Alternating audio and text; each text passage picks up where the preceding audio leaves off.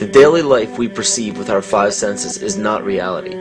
Quantum physics has shown that space and time are illusions of perception. Therefore, our bodies cannot truly be a reality if they occupy this space. Ernest Rutherford performed an experiment in Manchester that revealed to him the shape of the interior of an atom. Scientists were shocked to discover that the atom is almost entirely empty space. The question then became, how could this empty atom possibly make the solid world around us? Our true consciousness does not exist in our brains or in our bodies. But this illusion of our individual bodies, along with the misinformation of our true origins, has manifested the idea that we all think independently from one another.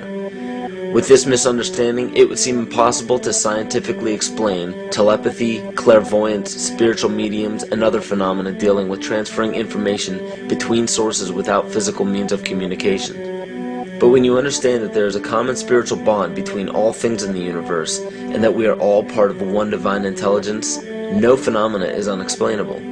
This simple understanding fills all the holes in modern religions. It explains reincarnation, déjà vu, predictions of the future, and literally every event, occurrence, or anomaly ever experienced. The blank matter within the most basic building blocks of perceivable existence is malleable and molded by intent. This means that consciousness shapes our reality. This seems difficult to accept for most, and it is quite understandable. In modern times, we are taught from an early age how to think rationally and tangibly. This is a very left-brain method of education, and it has more harmful effects than is given credit for. The left brain deals with logic, details, facts, patterns, practicality, science, and math, as the right brain deals with feeling, intuition, symbols, images, risk-taking, philosophy, and religion. With a deliberate push for government-controlled educational curriculums, generation after generation of the youth are being taught to focus only on the facts, figures, and numbers. Repetition is used to train children subconsciously to accept what they're learning. Children aren't rewarded for questioning the validity of the information they receive. They are ridiculed.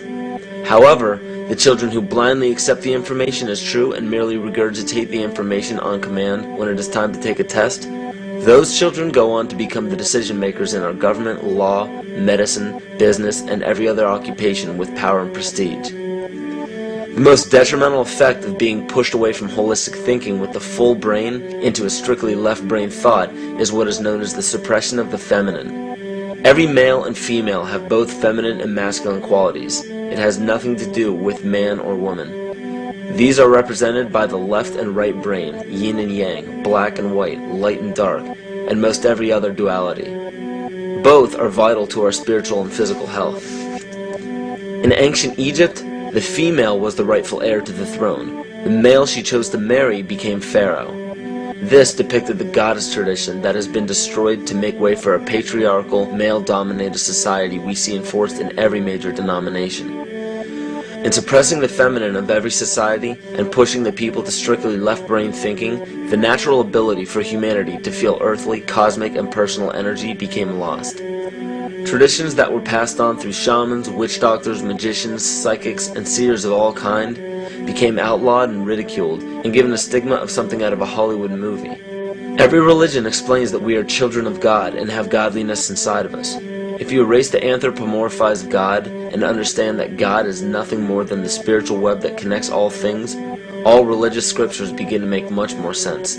Our bodies are merely vessels to contain our spirit, to gather experience for the divine mind. This is how evolution is possible. It is scientifically proven that all species are evolving into more complex beings. Innate knowledge or racial memory within all species is the understanding of newborns of all kinds to automatically know specific details and traits that the mother does not have to teach them. Therefore, innate knowledge helps every species naturally evolve towards more complex organisms. Lyle Watson claims that it was a Japanese scientist who observed the 100th monkey effect in 1952. In this observation, he discovered that a certain portion or percentage of monkeys learned or developed a new trait. The knowledge became an innate ability in that species. This is further testimony to a collective consciousness among species.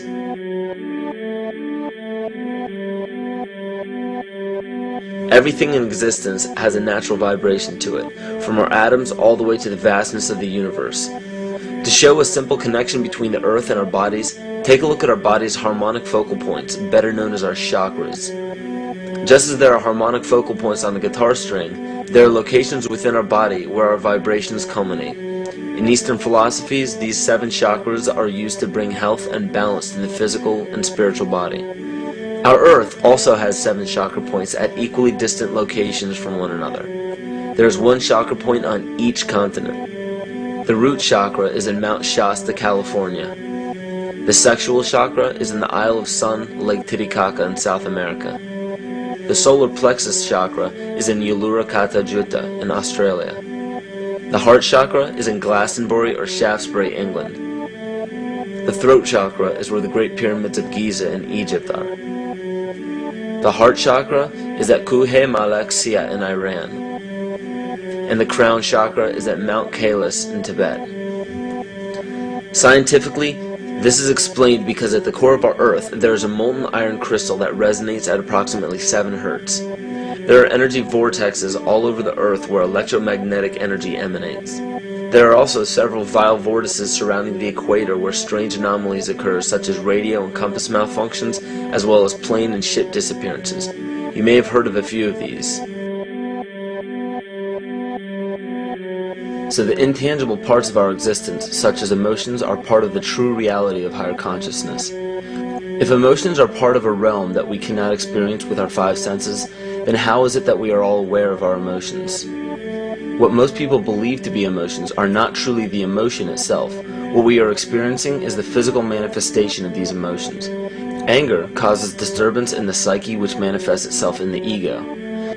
These manifestations cause the heart rate to increase, body temperature to rise, and spawn many other physical traits that signify anger.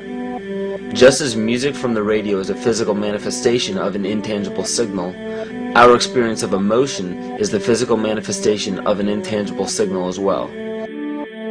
It has been shown that our emotions have a vibratory frequency to them. Furthermore, there are only 2 emotions that humankind experiences: fear and love. All other emotions branch either directly or indirectly from these 2 emotions. Fear has a long and slow frequency vibration to it, while love has a very rapid and high frequency. To show that vibration is the very foundation of existence, Hans Jenne developed what is known as cymatics in the 1940s to show that when vibrations of sound are passed through a form of media, there is a set pattern that will follow.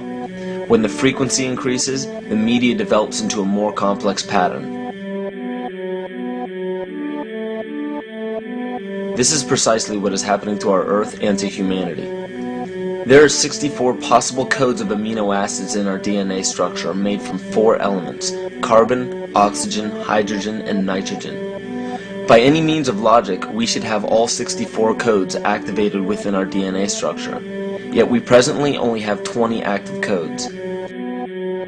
And of these 64 possibilities, it appears that only 20 of these codes are turned on right now for us, the 20 amino acids. There is a switch that turns off and turns on where those coding sites lie, and that the switch for that turning off and turning on is what we call emotion. And this is the first time that we've ever seen the patterns of emotion directly physically linked to human genetic material. Well, fear is a long, slow wave of emotion. So this wave of fear is a long, slow wave and touches relatively few sites on this DNA. So an individual living in fear is limited to the number of antennae that they have available to them, whereas an individual living in the pattern of love, this is love in DNA, you can see it's a higher frequency, shorter wavelength. We have many more potential sites for coding along that genetic pattern. This information, this is amazing. This is the first time we've ever had a hard digital link between emotion and genetics. This is important to understand because another researcher named Vladimir Popanov measured tiny particles of light called photons inside a vacuum tube. The photons were scattered as expected. A sample of DNA was then entered into the vacuum tube and they measured the photons again. They found that the particles of light aligned themselves along the axis of the DNA. Then, as they removed the DNA sample, the photons remained aligned to the same form of the DNA even though no DNA was present. This is what is known as the phantom DNA experiment. Science has now bridged a very important gap between physical and ethereal, or spiritual. Our emotions directly affect the structure of our DNA, which directly shapes the physical world we experience every day. So the messages left by the ancients that we've explained here were more than just prophecies about a one-world government or a new world order. We now understand why the study of the heavenly bodies were so important. The rotation and orbit of all that makes up our universe serves as a clock to map changes and transitions. This helped the ancients understand that the change of the heavenly bodies were a mirror to the changes of all existence. December 21st, 2012 is simply a natural transition from one form of energy to the next, the transcendental evolution of man. This date is what's known as 0 point. Our sun, as well as our planet Earth, is losing its magnetic field as the Earth is slowing in its rotation. All the while, its base resonant frequency, also known as the Schumann cavity resonance, is increasing in accordance with the predictable sequence of the Fibonacci theory. At a cellular level, our bodies respond to an electromagnetic pulse. The ancients called this the sacred circuit. The cells receive this pulse from the brain, which receives its pulse from the heart, which receives its pulse from the earth. This pulse comes from the solar system, which from there comes from the galaxy, which ultimately comes from our entire universe. We literally share a pulse with all of existence. Yet another example of everything being one. For as long as scientists have been recording the Earth's pulse, it has remained at approximately 7.8 cycles per second. This was a constant fixed number until 1986 into 1987. It rapidly began increasing to about 9 cycles per second in 1996. So in one decade, it increased by about 2 cycles per second. By 2012, this pulse will be right around 13 cycles per second, just as the Fibonacci theory indicates. What does this mean for humanity? Just as cymatics has shown that higher frequencies result in more complex patterns, we are now experiencing the beginning of a major shift in both physical and spiritual vibration. It's difficult to understand what exactly will happen to our physical bodies, but ancient scriptures, pagan and monotheistic religions, mystery schools, and secret fraternal orders have all given indications as to what this experience will be like.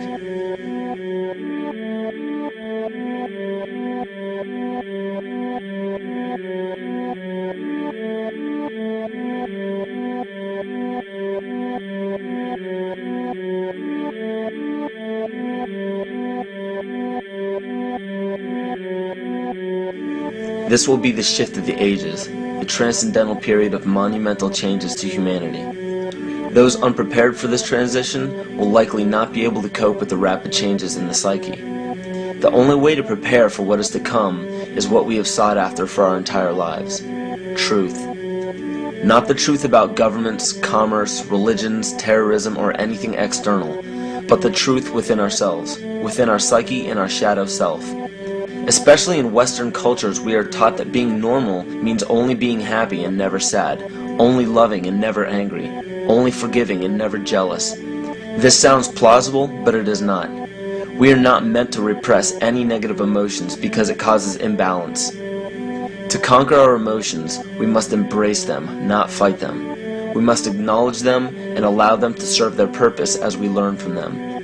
The ancient Essene culture left teachings dating back about 6,000 years.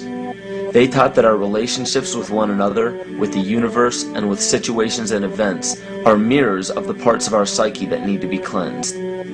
Author Greg Braden beautifully explains this entire segment at great length in his work. His hard work and understanding of these subjects contributed largely to the marriage between science and spirituality. It is very important to understand that when you fear loss, fear death, fear war, fear terrorism, or fear change, you are giving others the ability to control you based on those fears. When you fight against poverty or against racism, when you fight for relationships or for freedom, you are outwardly attempting to repress that which has been placed before you to conquer inwardly. These situations are mirrors of our fears. This is why it is important to love and only love. Love those who stand with you, but especially those who stand against you. Don't look at your fears as a threat. Rather understand that this material world is only a physical manifestation of either the love or fear in your consciousness. It's as plain as day. All you need to conquer in your life is in your face. If you want to understand what your true inner fears are, analyze your ambitions and your inhibitions. Everything explained here about the esoteric agenda of the elite few at the very top is nothing to fear. They have been at work for thousands of years behind the scenes to manipulate humanity, and it has worked. Until now.